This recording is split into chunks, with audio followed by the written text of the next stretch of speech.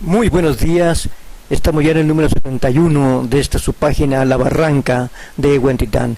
En esta ocasión veremos algunos aspectos de la Guadalajara poniente, de los conquistadores, de los españoles, de los blancos, de los ricos, para poder entender y poder proyectar, gracias al Señor de la historia, la nueva Guadalajara.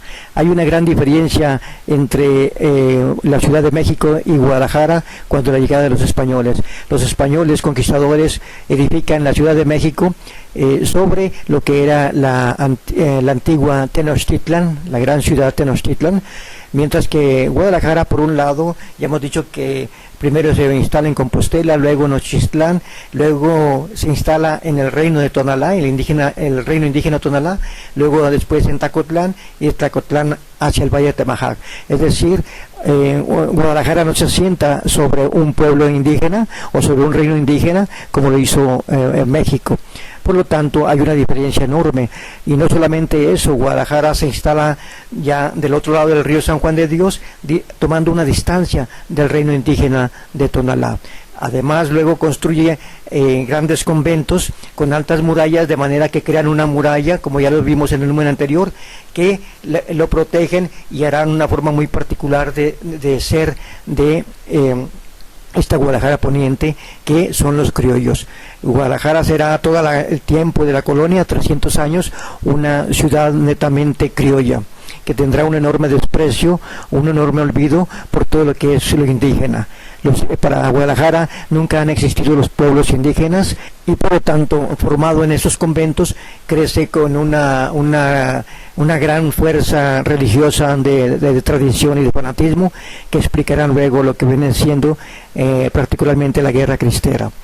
El movimiento de independencia y luego posteriormente la ley de reforma desquebrajan un poco este sistema de los criollos de la Guadalajara poniente, y muy particularmente la Revolución Mexicana, que ataca lo que son las haciendas y muy especialmente lo que es la educación laica.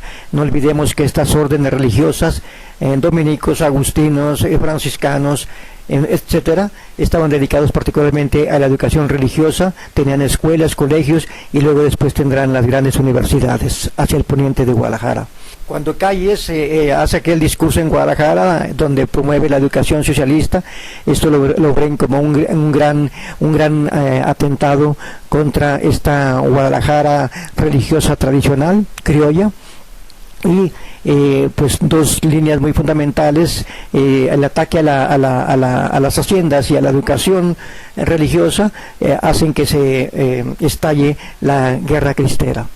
Al mismo tiempo dicen que para debilitar esta iglesia tan fuerte de Guadalajara, los generales de la Guerra Cristera apoyan hacia el oriente de Guadalajara lo que será la luz del mundo.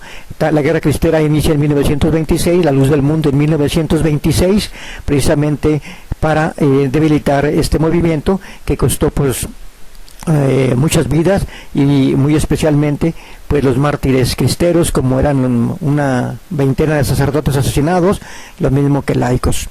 En el cuartel Colorado también, como igual que la penal de Oblatos, pues allí fue martirizado Anacleto González Flores y sus compañeros.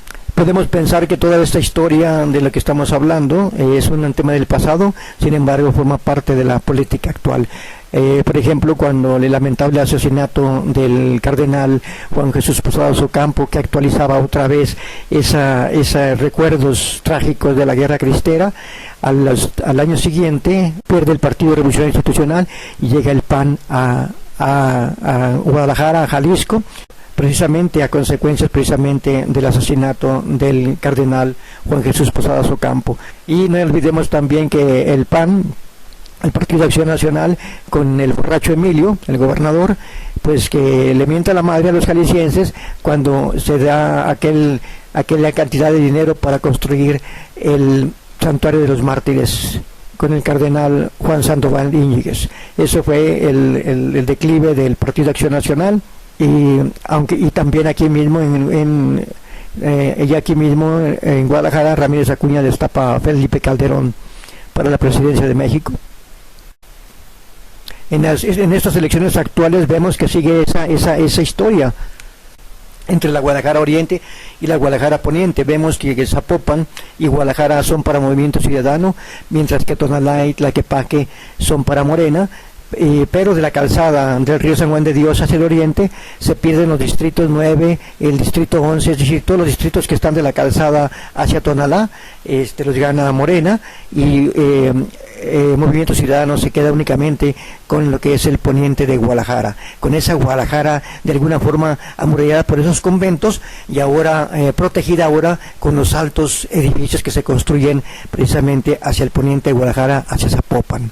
Entonces podemos ver cómo sigue presente esa historia entre esas dos Guadalajaras, entre la Guadalajara Oriente y la Guadalajara Poniente, que se manifiestan ahora en esos resultados políticos. Muchas gracias.